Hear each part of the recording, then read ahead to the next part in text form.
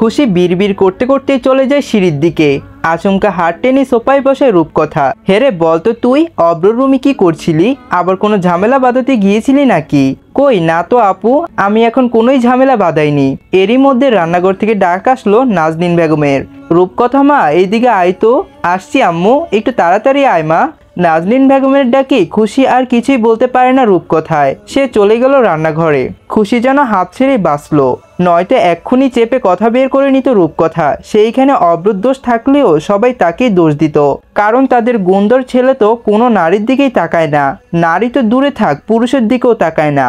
না, যতটাই ভালো ভেবেছিলাম বেটাই, ততটাও সুবিধার নয়। দূরে দূরে থাকতে হবে বেটার থেকে। তবে যা অ্যাটিটিউড বেটার, তাতে মনে হয় বেটার ভাজা মাছও উল্টে খেতে জানে না। খুশি সিঁড়ির দিকে পা বাড়াবে, সামনে এসে দাঁড়ায় তুলি। আপু তুমি আজকে কোচিংয়ে যাবে না? খুশি বেনি নাড়িয়ে বলল না। তাহলে মেজো আম্মুর হাতে পড়বে কিলানি, সঙ্গে আছে অব্র ভাই। মনে নেই সেই দিনের কথা, পিঠে যে ডাল ভেঙেছিল তোমার? না নেই। কেন? কারণ আমার স্মৃতিশক্তি হারিয়ে গেছে। অব্র ভাই জানতে পারলে আজকে আবারও তোমার সব স্মৃতি ফিরিয়ে আনাবে। অব্র ভাই জানতে পারলে আজকে আবারও তোমার সব স্মৃতি ফিরিয়ে আনবে। অব্র ভাই জানতে পারবে তো বেটা বাড়িতে নেই, বাড়িটাও কত শান্তি।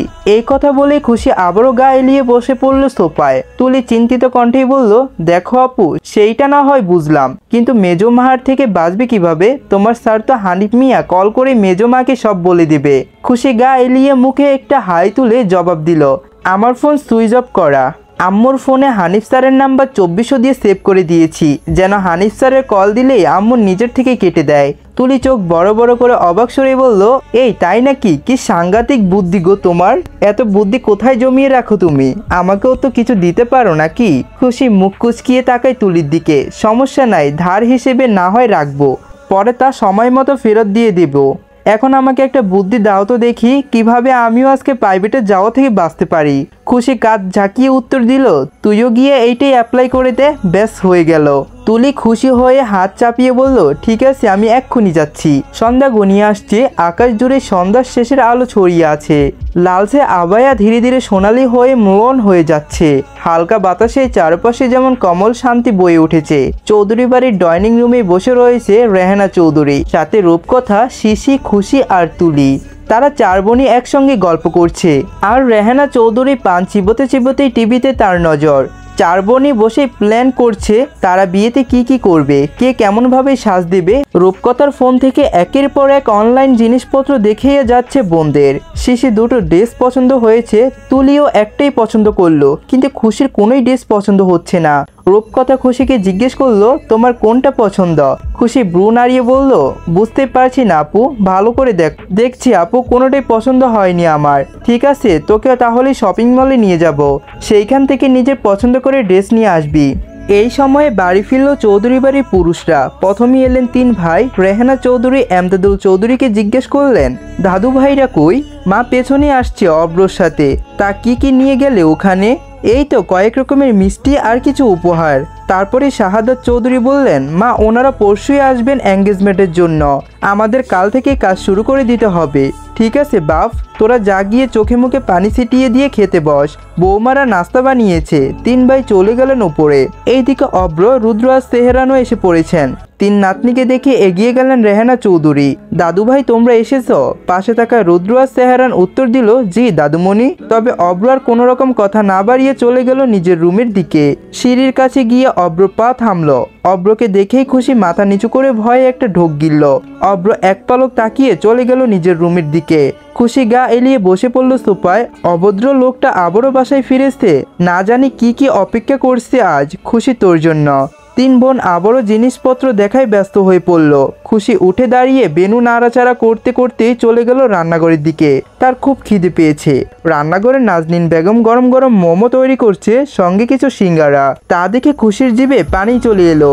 নাজনীন বেগম টের পেলেন মেয়েটা এখন পুরোপুরি খাবারের দান্দে আছে। মুচকি হেসে যেই সব সিঙ্গারা ভাজা হয়ে গেছে সেইগুলো তুলেই রাখলেন একটা বাটিতে। খুশি বড় বড় চোখ করে লোভনীয় দৃষ্টিতে তাকিয়েছে বাটির দিকে। হঠাৎই নাজনীন বেগমের চোখ এড়িয়ে একটা মুখে পুরো ঢুকিয়ে দিল সে, আর মুহূর্তে বলে চেঁচিয়ে উঠল, এই কি হলো তোর? খুশি মুখ কুচকিয়ে কাঁদো কাঁদো গলায় বলল, বড় আম্মু আমার মুখ পুড়ে গেল, তাড়াতাড়ি পানি দাও, পানি, মুখ পুড়ে গেল আমার। একটু পর খেলে কি হতো রে মা, সবই মাত্র কড়াই থেকে তুলে রাখলাম, আর একটু তো সবুর করতে পারতি। খুশির চিৎকারে মরিয়ম বেগম দৌড়ে এসে পিঠে একটা কিল বসিয়ে দিয়ে বললেন, এই মেয়ে আর কবে বোঝজ্ঞান হবে। শিশি তুলি আর রূপকথাও দৌড়ে এলো রান্নাঘরে। শিশি বলল, কি হয়েছে আম্মু, একে এখান থেকে নিয়ে যা তো মা, নয়তো ওর পিঠেই আজকে আমি ঝাঁটা ভাঙবো। সবসময় একটা না একটা কিছু করেই ছাড়বে এই মেয়ে। মেজো, মেয়েটার এমনিতেই মুখ পড়ে গেল, তার মাঝে আবার বকছো কেন? এই বাদর মেয়েকে এখন থেকে শাসন না করলে শ্বশুর বাড়ি গিয়ে কি করবে? এইভাবে সবার খাওয়ার আগে কড়াইতে রেখে সব খেয়ে বসে থাকবে। খুশি ঠোঁট উল্টিয়ে কান্না করে দিল। শিশি আর রূপকথা খুশিকে নিয়ে ডাইনিং রুমেই বসলো। শিশি আর রূপকথায় বকতে লাগলো খুশিকে, তোকে না জিনিসপত্র দেখাচ্ছিলাম, তাহলে মুখ পুরোতে রান্নাঘরে গেলি কেন?